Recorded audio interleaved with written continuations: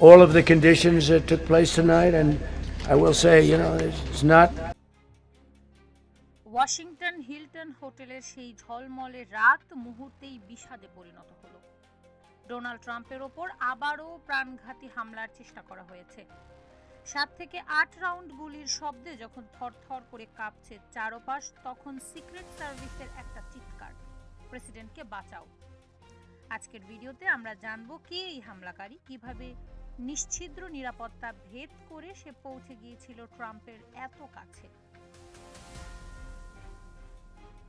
তখন ঘড়িতে রাত 8:40। হোয়াইট হাউস করেসপন্ডেন্স ডিনারের আসরে বিশ্বের বাঘা বাঘা সাংবাদিক আর প্রশাসনের কর্তারা।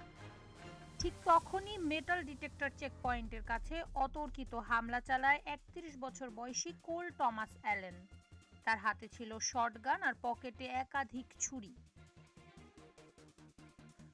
ভয়ানক ব্যাপার হলো, হামলাকারীর গুলিতে একজন সিক্রেট সার্ভিস এজেন্ট সরাসরি আঘাতপ্রাপ্ত হন, তবে অলৌকিকভাবে বুলেট প্রুফ ভেস্ট তাকে রক্ষা করেছে।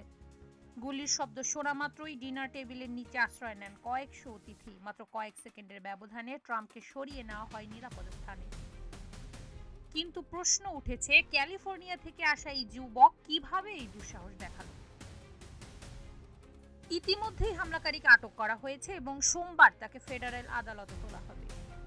এফবিআই ডিরেক্টর কাশ প্যাটেল নিজে তদন্তের তদারকি করেছেন, তবে রাজনৈতিক বিশ্লেষকেরা এর পিছনে গভীর ষড়যন্ত্র দেখছেন।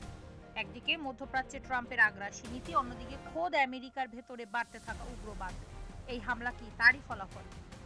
ট্রাম্প এটাকে লোন উলফ বা একক ব্যক্তির কাজ বললেও এর নেপথ্যে কোনো মাস্টারমাইন্ড আছে কিনা তা নিয়ে শুরু হয়েছে তোলপাড়। ঘটনার পর ট্রাম্প ট্রুথ সোশ্যালে জানিয়েছেন তিনি দমে যাবেন না। 30 দিনের মধ্যেই এই ইভেন্ট আবারও আয়োজন করা হবে। তবে প্রশ্ন থেকেই যায়, আমেরিকার রাজনীতিতে এই বন্দুক সংস্কৃতি কি কখনো শেষ হবে? একের পর এক এই হামলা কি ট্রাম্পকে আরো শক্তিশালী করবে নাকি ভোট ব্যাংকে ধস নামাবে? উত্তর পাওয়া যাবে আগামী নির্বাচনের ফলাফলে।